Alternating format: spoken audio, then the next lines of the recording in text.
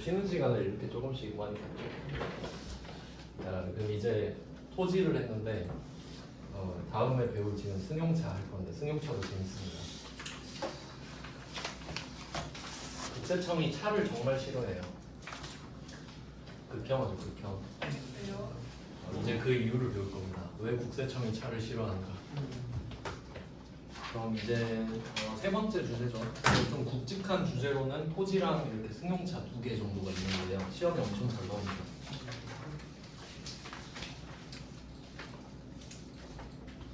원래 근데 자동차는 법인세, 소득세에서 배워야 진짜 재밌는데 여기서는 좀 겉핥기 식으로만 배우게 됩니다. 부가세에 영향밖에 없기 때문에. 그러면 제목이 꽤 긴데요. 일단 제목 해석부터 보겠습니다. 비영업용 소형 승용 자동차. 일단 이것부터 해석해 볼게요. 비영업용 소형 승용 자동차. 지금 자동차 이야기를 하고 있는데 비영업용이라는 말이 이게 중요하거든요. 그러면 비영업용을 알려면 영업용부터 알아야겠죠, 당연히. 영업용 차량을 좀 잘 기억하셔야 됩니다. 오, 또 뭐 기억나는 거 있어요? 택시, 버스. 지금 말을 해주고 있네요. 그럼 영업용 차량을 방금 말씀하신 택시, 버스 이렇게 할 수 있는데 그러면 패턴을 좀 잡아볼까요? 얘 둘의 공통점. 영업용 차량이라고 부르려면 이 차가 없으면 돈을 못 벌어야 돼요. 그러니까 불편한 게 아니라 이 차가 없으면 돈을 아예 못 벌어야 됩니다. 그렇게 개념을 딱 잡으셔야 돼요. 대리운전은 차가 필요 없잖아요. 내 의지만 있으면 되잖아요. 운전면허 학원. 운전면허 학원. 그리고 렌터카 회사. 그런 데 있죠. 진짜 차가 없으면 돈을 못 버네. 그 차만 영업용 차량이에요. 그러면 반대로 생각해 보세요. 삼성전자 제조업이죠. 그럼 삼성전자가 차가 없으면 돈을 못 버나요? 그건 아니지. 엄청 불편하겠죠? 그러면 삼성전자가 가진 자동차는 전부 다 비영업용 자동차예요. 개념 잡는 거 아시겠죠? 그러니까 우리가 무슨 업종을 영위하고 있는지에 따라 이미 결정이 돼버려요. 그래서 우리는 제조업이잖아요. 그럼 제조업이 가진 자동차는 전부 다 비영업용이에요. 그러니까 생각할 필요가 없는 거지. 제조업이다? 그럼 차가 왜 필요해? 그럼 비영업용이네? 이렇게 가는 거예요. 왜 자동차만? 응? 네? 왜 자동차만 그런? 차는 사실 솔직히 뭐 우리 개인으로 쳐도 그렇잖아요. 저도 버스 타고 다닐 수 있거든요. 근데 이제 거동이 불편하니까 차 타고 다니는 거지. 뭐 그런 느낌이잖아요. 아니 자동차를 제조할 수 있잖아. 그러면 상품. 그치. 그거는 그런데 내가 그 차를 만들어서 파는데 차는 필요 없잖아요. 그러니까 그 돈을 못 벌진 않잖아. 근데 택시, 버스를 보세요. 택시라는 차가 없으면 돈을 아예 못 벌죠. 그러니까 제조업이 그걸 운반하는 거랑은 급이 다르다 이거지. 알겠어요? 그러니까 정말 타이트하게 잡아야 돼요. 영업용 차량은. 무슨 말인지 아시겠어요? 그래서 이런 식으로 우리는 어쨌든 제조업이니까 비영업용이 그냥 된다. 그래서 얘는 그냥 생각할 필요 없이 무조건 비영업용이에요. 근데 이제 문제가 어떻게 장난을 치냐면 그 6페이지 한번 보시면은 14번 문제를 한번 보실래요? 14번 문제 6페이지에 14번 보시면은 회사는 영업부 부서의 업무용 차량 이렇게 말하죠. 그러면 이 차는 영업용 차량일까요? 비영업용 차량일까요? 비영업용 차량으로 이미 시작했죠. 그러니까 이 영업부에서 쓰는 거랑 전혀 상관없어요. 아예 상관이 없습니다. 업무용이든 비업무용이든 우리가 갖고 있는 차는 그냥 비영업용이에요. 이유는 제조업이니까. 그렇게 결론을 내셔야 돼요. 그러니까 이걸 보고 고민하고 있으면 안 돼요. 차네? 비영업용이네? 이렇게 가야 돼요. 부서 이름 상관없습니다. 여기서 좀 많이 낚여요. 그럼 일단 우리는 비영업용 차를 갖고 있다. 이거를 확인을 했어요. 그 다음에 소형 승용 자동차는 사실 그렇게 큰 의미는 없고요. 여기서 포인트는 승용입니다. 승용. 그러니까 차 목적을 두 개로 보는 거예요. 사람을 태우냐, 짐을 태우냐. 사람을 태우면 승용이죠. 짐을 태우면 화물차 이렇게만 보겠다는 거예요. 그러니까 화물차 아닌 거는 다 안 해줘.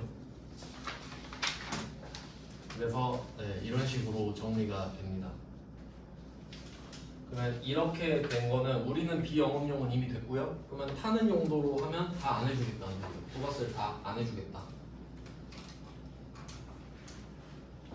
그러니까 보통은 그런 경우가 많죠. 그냥 작은 회사라고 하면 차가 필요 없는 업종이라고 하면 그냥 뭐 사장 대표가 자기 차 그냥 사고 뭐 그 정도잖아요. 뭐 외제차 사고 그러겠지. 그러니까 그런 용도로 거의 사는 거 뻔하니까 부가세 안 빼주고. 근데 반대로 생각해 볼까요? 그러면 만약에 택시 회사에서 소나타를 샀어요. 그럼 이 소나타는 택시로 쓰겠죠. 캡 달고. 그러면 이 택시는 영업용으로 바뀌잖아요.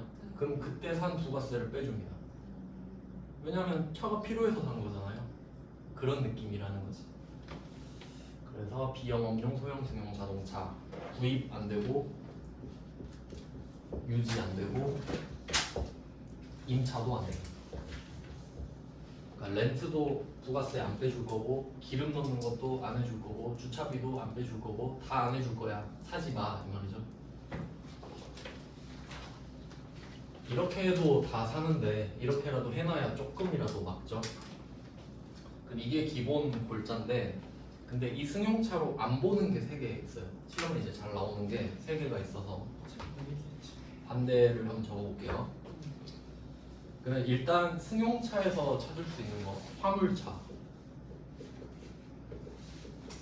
샀다. 뭐 요새 포터 광고 많이 하던데 포터를 샀다. 그러면 짐 실으려고 샀겠지 하고 부가세를 빼줍니다. 그리고 승용차의 예외가 2개 있거든요. 승용차 예외 2개가 9인승 이상. 승용차긴 한데 엄청 많이 타는 거. 9인승 이상. 인승으로 보는 겁니다. 그리고 또 승용차 중에 예외가 배기량 1000cc 이하. 우리가 흔히 경차라고 부르는 거 있죠.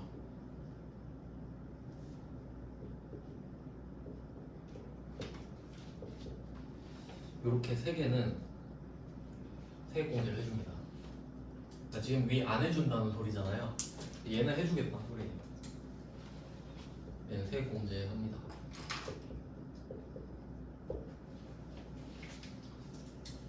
이게 시험에 나와요. 그러니까 화물차는 배기량과 인승에 상관없이 그냥 부가세 빼주는 겁니다. 화물차니까. 9인승 이상도 승용차긴 하지만 배기량에 상관없이 세액공제 해준다는 소리고 배기량 1000cc 이하의 경차는 그냥 해준다 이렇게 보면 됩니다. 그러니까 그 취지가 뭐냐면 차가 필요하면 경차면 충분하지 않아? 이런 느낌이죠. 뭐 필요하면 경차 타면 되지. 그리고 화물차랑 9인승 이상은 필요해서 샀다고 생각하는 거죠. 웬만하면 9인승 이상은 잘 안 사잖아요. 이렇게 보면 되고 그리고 또 이걸 문구를 어떻게도 말을 하냐면 비영업용 소형 승용 자동차가 동시에 충족이 되면 그럼 이때 이게 개별 소비세도 과세가 되거든요. 근데 원래 개별 소비세는 과세가 돼요. 그러니까 여러분이 차를 사도 개별 소비세가 붙어 있어요. 그리고 세액공제도 못 받으시잖아요. 원래. 근데 사업자만 택시를 만약에 회사를 하고 있다. 그러면 그 택시용으로 산 소나타는 개별 소비세 과세도 안 해요. 그러면 부가세가 작아지거든요. 근데 그 부가세 마저 돌려줘. 그러니까 진짜 필요한 거 아니면 사지 마라 이런 의미죠. 그래서 제가 뭐 말씀드리는 예시가 포르쉐 택시, 벤츠 택시, G80 택시 이런 것들. 그러면 그건 택시로 사버렸기 때문에 개별 소비세도 안 맞고 거기에 부가세 들어간 것도 다시 돌려받고 취득세도 더 싸고 자동차세도 싸거든요. 뭐 그런 식으로 확 바뀌어버립니다. 세금만 막 1000, 2000 차이 나고 그래요. 배기량 1000cc 이하. 네, 이하면 세액 공제를 해줘요. 근데 어차피 차가 998, 999 이렇게 나와요. 실제 차가. 그래서 뭐 1000cc 이하로 이렇게 기억을 하시면 됩니다. 그러면 한번 문제로 볼까요? 어떤 식으로 나오나? 이 페이지에 12번부터 보시면 되는데 임원용 승용차를 샀어요. 배기량이 3,800입니다. 그러면 별말 없으면 5인승이라고 보시면 되고요. 그럼 우리는 제조업이니까 비영업용 소형 승용차 맞죠? 구입에 해당합니다. 그래서 얘는 세금 계산서도 받았잖아요. 그러니까 불공이에요. 불공제 사유죠 지금. 비영업용 소형 승용 자동차 구입이 불공제 사유잖아요. 근데 여기에 세금 계산서 받았죠. 그러니까 54 불공 이렇게 만들어지는 거예요. 그리고 여기는 좀 특이한 게 부가세에서 4,400이거든요. 그러면 이제 400을 못 돌려받으니까 차값이 4,400이 되는 건 아시겠죠? 네, 400이 그냥 차값에 붙어버려요. 그리고 두 번째 줄에 보면 취득세. 우리는 이거 전에 배웠죠? 취득세를 냈다. 근데 이 문제 그냥 껴넣은 거예요. 짜깁기 한 거예요. 그러면 차 가격은 4,400 플러스 460이 되겠죠. 다 더해야 되니까 부가세도 더하고 취득세도 더하고 개별 소비세도 더하고 교육세도 더하고 해서 4,860이겠네요. 이 문제에서는. 이건 입력할 때 보고요. 그 다음은 13번. 요거는 이따가 수입을 말씀드리고 해야 되는데 일단 간단하게 설명드리면 13번은 수입한 거거든요. 보시면 수입 전자세금 계산서잖아요. 인천 세관 좀 표시해 놓을게요. 왼쪽 위에 보면은 거래처가 세관으로 돼 있죠. 네, 수입을 하면 어제 우리 수출할 때 배웠잖아요. 수출을 할 때는 우리가 그 해외로 물건을 보내기 때문에 증빙을 안 보내거든요. 그럼 우리가 수입을 해도 저 나라에서 우리한테 안 보내겠죠. 그러니까 우리는 증빙을 받을 수가 없어요. 그래서 대신에 세관장이 세금 계산서를 만들어 주는 겁니다. 그러면 이렇게 세금 계산서를 받았죠? 여기서 포인트는 수입 세금 계산서도 세금 계산서라는 거예요. 그러니까 세금 계산서가 3개 있거든요. 이걸 좀 잘 알고 계셔야 돼요. 세금 계산서 종류. 첫 번째, 그냥 세금 계산서. 우리가 지금 배우고 있는 거. 국내에서 받는 세금 계산서. 두 번째는 어제 배웠는데 영세율 세금 계산서도 있죠. 그럼 부가가치세가 0인 거죠.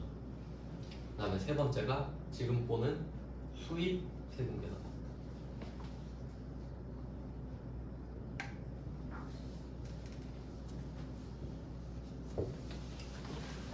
이것만 한글로 쓰면 이상한데. 이렇게 3종 세트가 있습니다. 그리고 우리가 처음에 배웠던 거랑 연결해 보면 소비지구 과세 원칙 생각나시죠? 소비지구 과세 원칙이니까 수출할 땐 0%였죠. 그러니까 수입할 때는 부가세를 내잖아요. 그 내면서 수입세금 계산서 받는 거예요. 그러니까 어차피 여기 있는 부가세는 다시 돌려받아. 물론 요건을 충족하면요. 이제 무조건 받는 거 아니란 거 아시죠? 그리고 세율을 따져보면 그냥 세금 계산서 10%, 영세율은 0%, 수입은 10%겠죠. 소비지구 과세 원칙이니까. 그래서 결론은 수입 세금 계산서를 받아도 얘가 세금 계산서니까 불공이 될 수 있다. 그렇겠죠. 이 차를 수입해도 똑같은 거잖아요, 사실. 네, 이렇게 해서 13번은 이따가 수입하고 다시 좀 자세히 해드릴게요. 그럼 14번, 그럼 두 개는 구입이에요 지금. 12, 13은 비영업용 소형 승용 자동차 구입에 해당합니다. 구입. 그 다음 14번 렌트 나왔죠. 렌트. 근데 그 왼쪽에 보니까 개별 소비세 과세 대상이라고 나오죠. 개별 소비세 과세 대상 이걸 보면서 역추적하면 얘는 비영업용 소형 승용 자동차구나 이렇게 생각하시면 돼요. 둘이 똑같은 말이니까. 이렇게 저렇게 바꿔서 내는 겁니다. 그러면 우리는 이걸 알고 있으면 이거 불공이네 하면 되겠죠. 세금 계산서를 받았기 때문에. 그러면 이게 렌트잖아요. 임차료도 부가세를 안 빼주겠다 그 말이에요. 네, 그럼 이거는 임차가 되고, 참고로 이게 또 어떻게 나올 수 있냐면 뒤에 나오는데 임차는 렌트랑 리스로 나눌 수 있어요. 렌트랑 리스. 그러니까 렌트는 그 자동차 회사, 그러니까 이게 렌터카 회사 있죠. 렌터카 회사 차를 빌려 쓰는 거예요. 그러니까 집 월세 내고 살듯이 차도 월세 내고 타는 거거든요. 그러니까 얘는 용역이란 말이에요. 차를 빌려 쓰는 서비스를 사는 거예요. 요거는 10% 과세입니다. 그래서 지금 부가세가 붙었고 그 부가세를 못 돌려받는 상황이 되거든요. 근데 리스도 시험에 나와요. 리스는 두 가지 형태가 있는데 그냥 일반적인 형태로 그냥 말씀드릴게요. 리스는 이런 거예요. 여러분이 차를 사고 싶어요. 그러면 뭐 현대캐피탈 이런 데 가요. 저 차 사고 싶어요. 이러면 차값을 나한테 줘. 그리고 차를 사요. 그럼 이 차는 누구 거죠? 내 거죠. 내 명의로 샀죠? 그리고 돈을 갚아. 이게 리스예요. 그러니까 얘는 돈을 빌린 거죠. 돈 빌린 거는 면세잖아요. 그래서 얘는 면세지. 우리 배웠죠? 대여금에는 부가세 없잖아요. 그러니까 리스는 돈 빌려준 거란 말이에요. 그래서 면세.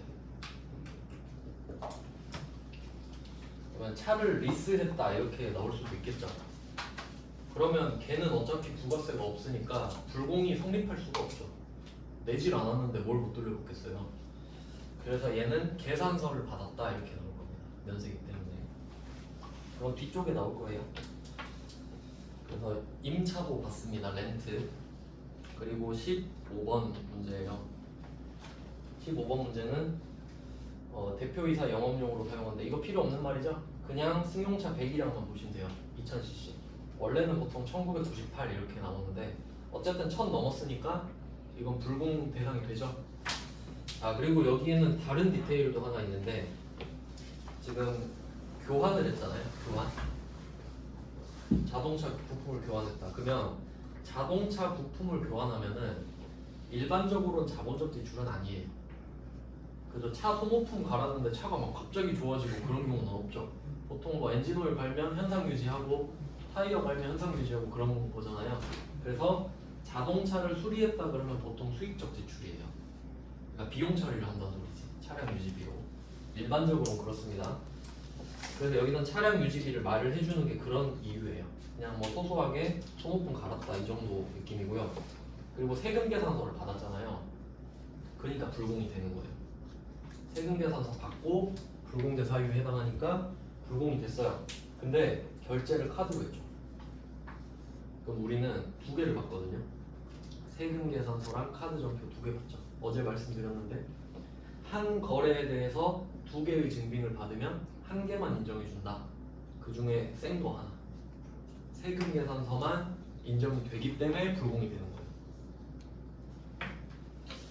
뭐 그런 식으로. 그러니까 이 문제가 아주 좋은 문제거든요. 15번 문제가 종합 문제 성격이 있어가지고. 그래서 이거는 유지에 해당하겠죠. 유지.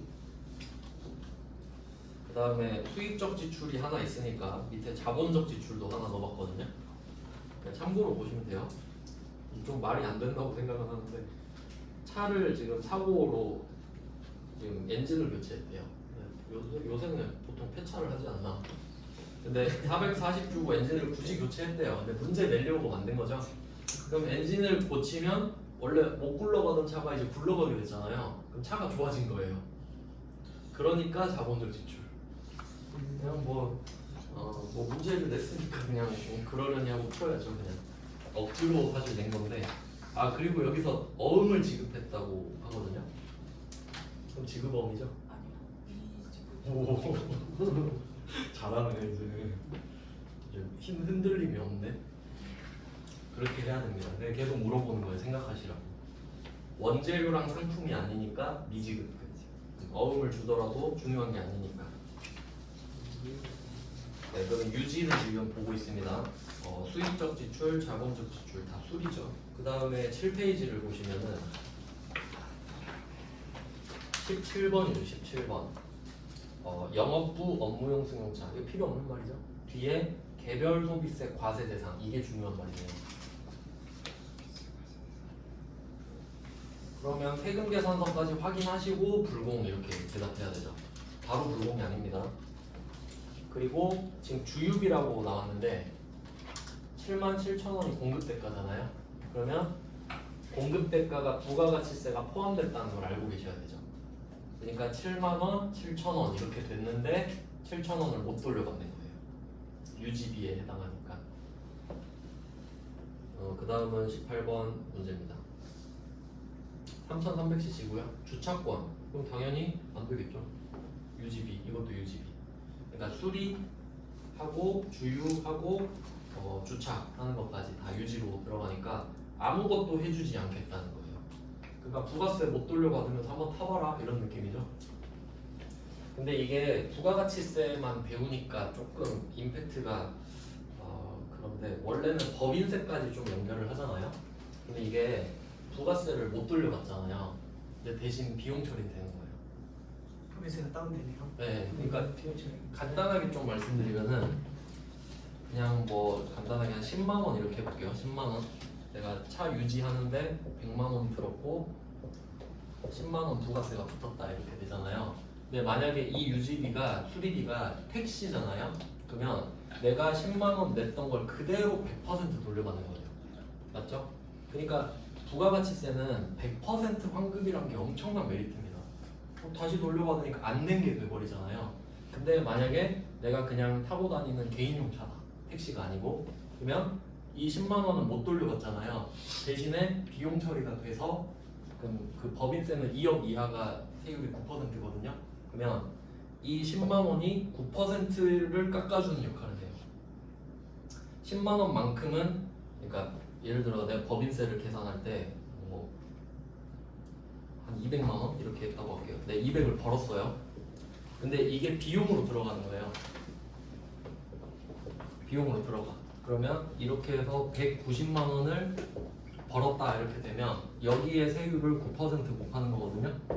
그러니까 얘가 110만 원을 내가 환급은 못 받았지만 10만 원만큼 세금을 줄여주는 역할은 하잖아요. 그러니까 9%를 줄여주는 역할을 했지. 그 정도 역할은 한다는 겁니다. 네. 부가세는 안 되고 비용 처리는. 네. 근데 부가세를 돌려받는 게 제일 좋죠. 얘는 100%니까. 근데 일로 넘어가면 9%밖에 안 되지. 근데 아예 날리는 건 아니란 소리예요. 그러니까 원래 법은 이렇게 좀 복합적으로 봐야 좀 의미가 있거든요. 그러니까 이거 믿고 타는 거죠, 그냥. 이제 2억 넘어가면 19%거든요. 점점 줄어들거든. 그냥 타 이렇게 비용 처리해 이러는 거지.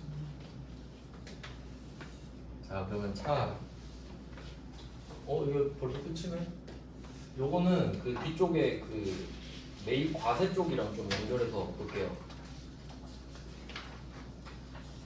불공이랑 이제 51번 과세가 한 끗 차이거든요. 그러니까 우리 어제 11번 과세 반대가 51번 과세거든요. 그러면 51번 과세가 되려면 세금 계산서를 받고 세액공제 대상이어야 되겠죠. 즉 불공제 사유가 아니어야 하는 거예요. 그러니까 제가 불공을 앞에 해놨죠. 불공을 고를 줄 알아야 과세를 고를 수 있거든요. 그러면 한번 자동차 나왔으니까 자동차 쪽만 좀 볼게요. 10페이지를 한번 보시면요. 되는 자동차를 한번 보겠습니다. 되는 자동차. 10페이지를 보시면 31번부터 볼게요. 31번에 승용차가 나왔는데 배기량이 998이죠. 실제로 998이래요. 그 뭐 우리가 알고 있는 모닝, 스파크, 레이, 캐스터 이런 거. 그럼 그걸 산 거죠. 그럼 세액공제가 됩니다. 그래서 51번 과세예요. 불공제 사유가 아니잖아요.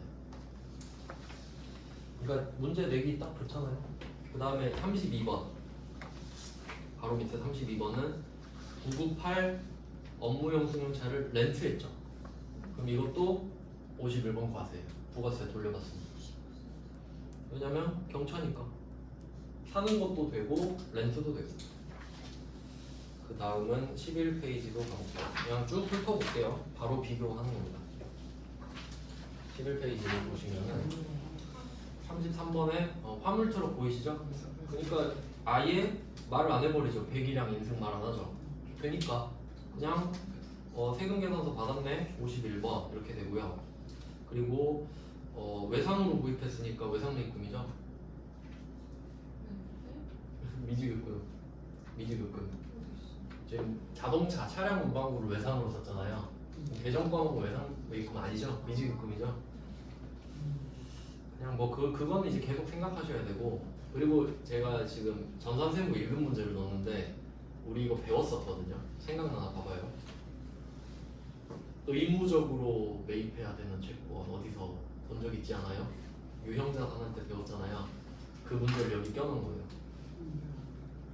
그럼 차값이 얼마인지 한번 계산해 볼까요? 그냥 분계 말고 차값만. 자, 일단 3천만 원 확실하죠? 트럭 값이 3천이에요. 이게 출고 가격입니다. 아니다, 세금까지 다 붙어있다. 그러면 이 3천만 원인데 부가세 300원 어떻게 되죠? 돌려받죠. 그러면 차값은 300은 포함되지 않네요. 그리고 이 트럭을 사려고 하니까 광주광역시에서 야, 나 돈 좀 빌려줘 이런 거예요. 근데 이 채권을 팔려고 보니까 80만 원짜리. 근데 우린 이걸 100만 원에 사야 되죠. 그럼 무슨 생각하죠? 아이, 차 때문에 20 날렸네 이 생각하죠? 그러면 20만 원을 더해줍니다. 차값 3,020. 그럼 80만 원짜리는 뭐냐? 80만 원은 매도 가능 증권으로 분류한다 했죠? 그럼 매도 가능 증권 80 이렇게 적어야지. 이거 배웠던 겁니다. 배웠던 거예요. 합쳐놓은 거예요. 합쳐놓은 거. 그 다음은 34번. 화물차를 임차했다. 되겠죠? 화물차 임차니까. 그리고 35번. 그냥 키워드만 쭉 볼게요. 35번은 지게차 주요 부품 교체. 지게차 유지가 되겠죠. 지게차가 승용차는 아니잖아요. 화물차. 그래서 세액공제가 됩니다. 그리고 개정 과목도 한번 생각해 보시면은 지금 지게차 주요 부품을 교체했거든요. 근데 내용 연수가 연장된대요. 이거 갈았더니 지게차를 더 오래 쓸 수 있게 됐어요. 그럼 자본적 지출이란 말이에요. 그럼 개정 과목은 뭘까요? 차량 운반부. 지게차의 가격을 높이니까. 아까 토지의 자본적 지출 배웠잖아요. 회계 가격 올리는 거. 이것도 마찬가지죠. 이거 해서 지게차가 더 좋아졌네. 그러니까 차량 운반부를 회계 처리했다고 말을 해주는 겁니다. 자, 이제 다음 페이지로 보고요. 차는 끝났습니다. 그냥 뭐 이런 식으로 볼 수 있겠네요. 그러면 그 차 중에 안 했던 게 수입인데 수입 쪽을 좀 설명을 해드려야겠네요. 네, 수입은 과세 뒤에 붙여놨어요. 수입은 14페이지입니다.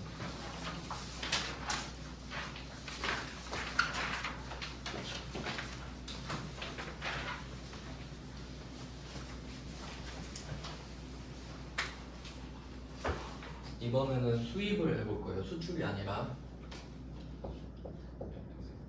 근데 이게 수출이랑 수입이랑 구조가 완전 달라서 이거 할 때마다 계속 해야 돼요. 자, 이렇게 수출국에서 수입국으로 갑니다. 물건이. 어제는 수출국 쪽으로 배웠어요. 지금은 A라는 회사한테 물건을 사는 겁니다. 그러면 우리가 이쪽에 수입국에 있는데 세관이 제일 먼저 물건을 받아봐요. 그리고 우리가 B예요. 물건이 이렇게 흘러갑니다. 여러분이 직구를 해도 세관을 거쳤다가 여러분한테 가죠. 그래서 이런 구조가 되는데 이때 A랑 B 이 둘이 거래를 하잖아요. 근데 B가 물건을 사는 건데 A는 걱정이 돼요. B가 돈 안 줄까 봐. 돈 떼먹히면 큰일이죠. 나라도 다른데. 그래서 이렇게 국제 거래를 할 때는 환어음이라는 시스템이 있는데, 그래서 이 사이에 뭐 C라는 은행이 있다고 할게요. 아주 큰 유명한 은행이라고 하겠습니다. 그럼 이 은행이 자기가 보증을 서주는 거예요. 그래서 그 보증의 의미로 원신용장이란 거를 만들어서 줘요. 시험엔 안 나옵니다. 그냥 그렇다는 거예요. 마스터 LC라고 하는데 우리 로컬 LC는 배웠죠. 로컬 LC. 이 마스터 LC에서부터 나온 게 로컬 LC예요. 그러면 이게 완전 그러니까 마스터잖아요. 마스터. 그러면 이런 거예요. 은행이 얘한테 돈을 줘요. 그러면 A는 그냥 팔면 되죠. 이거 그러니까 마스터 LC가 개설됐다. 그럼 난 돈 확실히 받는구나 이런 느낌이에요. 자, 그러면 이 B가 은행에 돈을 주는 이런 시스템이거든요. 이렇게 물건을 사는 겁니다. 그러면 이때 수입하는 거 한번 볼게요. 42번 문제가 뭐 기계 부품 어쩌고 저쩌고 뭘 샀대요. 그럼 여기서 금액이 1,550에 155만 원 이렇게 써 있죠. 그러면 우리가 1,550만 원은 은행으로 쏴주겠죠. 여기로 보낼 거 아니에요. 얘가 그러니까 신용카드 쓰는 거랑 똑같아요. 카드사가 돈 내주고 우리가 돈 갚는 그런 느낌. 그러면 이렇게 돈을 쏴주고 물건을 보내겠죠. 자, 그럼 물건이 도착했어요. 세관한테. 그럼 세관이 나한테 이런 말을 해요. 부가가치세 내놔. 너 어차피 국내에서 사도 부가세 내야 되잖아. 내가 너한테 거둘게. 국세청장 대신에. 그럼 우리는 155만 원을 줘야겠죠. 원래 주는 게 맞으니까. 이렇게 되는 거예요. 돈은 은행으로 주고 부가세는 세관으로 주고 이렇게 됐어요. 그러면 우리도 할 말이 있어야죠. 그럼 내가 국내에서 사도 부가세를 내는 건 맞다. 근데 국내에서 사면 나 세금 계산서 받거든.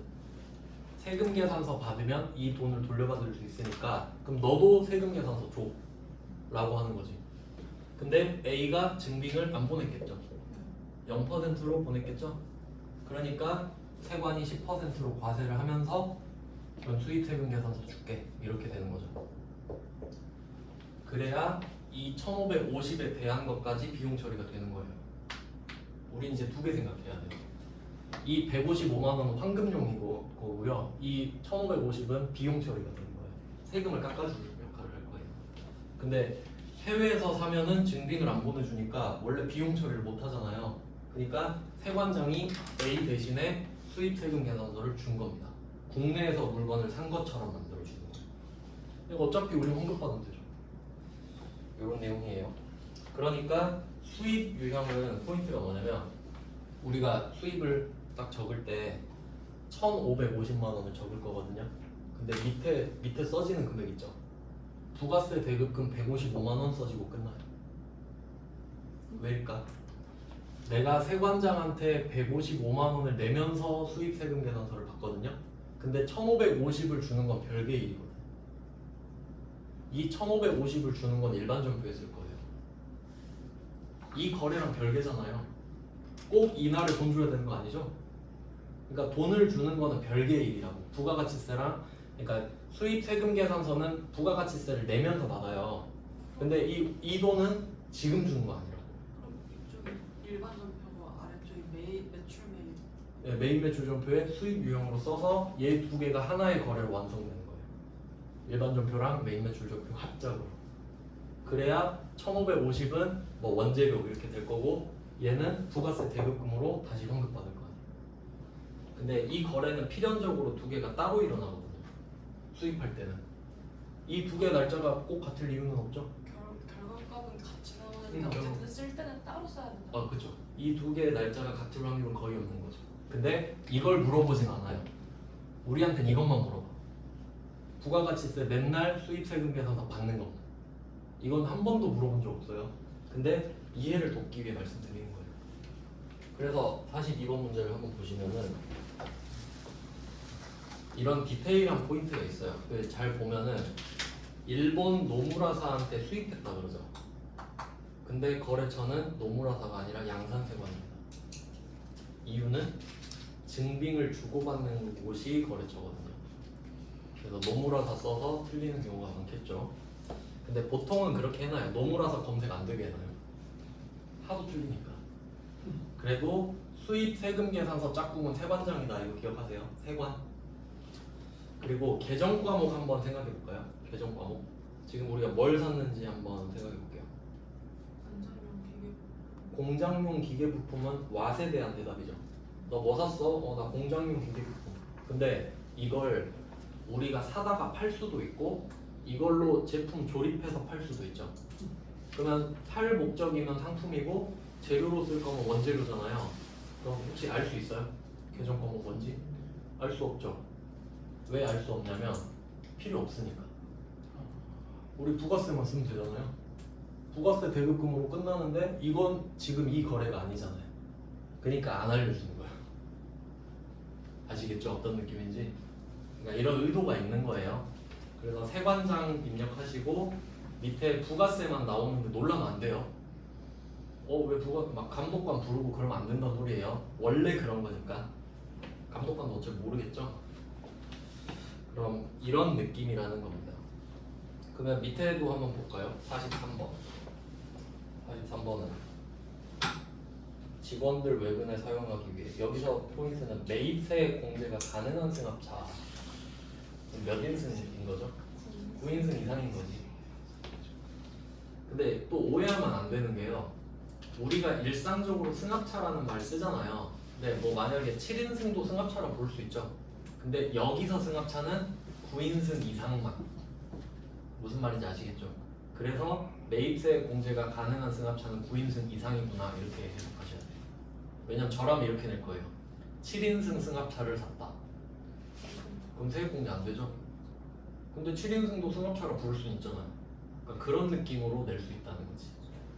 그래서 일부러 제가 아까 승합차를 안 쓴 거예요. 자, 그러면 얘는 세액 공제 되죠? 그럼 되는 거니까 된다 보시면 되고, 근데 여기는 한 개 더 있어요. 통관 수수료 30만 원이 붙었죠. 그럼 얘는 취득 부대 비용이잖아요. 그러면 지금 우리가 산 게 승합차니까 차 가격에 30을 붙여야지. 통관 안 시키면 차를 못 보잖아요. 그렇게 해석하실 수 있죠.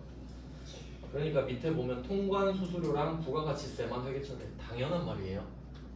이건 뭔가 인심 쓰는 게 아니라 원래 그렇죠. 근데 조금 더 디테일하게 알려드리면 바로 다음 페이지, 이거 아니네. 다음 페이지가 아니고 잠깐 앞에를 좀 보고 올게요. 12페이지를 좀 잠깐 보시면은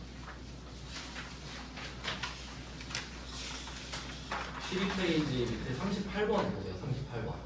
38번을 보시면은 회사는 일부 원재료를 수입하고 있다 이렇게 돼 있죠. 근데 보세요. 밑에 그림 뭐라고 써 있나? 전자세금 계산서라 써 있죠. 수입이 아니죠. 이유를 보시면 수입 원재료의 통관 비용이라고 말하고 있죠. 방금 통관 비용 나왔었죠. 그러니까 이거 왜 말씀드리냐면 통관도 하나의 서비스를 사는 거예요. 그러니까 여기도 부가세가 붙는단 말이에요. 근데 이게 지금 원재료죠. 원재료에 대한 통관 비용에 대한 부가가치세는 돌려받겠죠. 원재료 샀으니까. 근데 방금 승합차 샀잖아요. 그럼 거기에도 통관 비용이 붙었고 거기에도 부가세가 있겠죠. 그럼 그것도 돌려받는 거죠. 차가 되니까.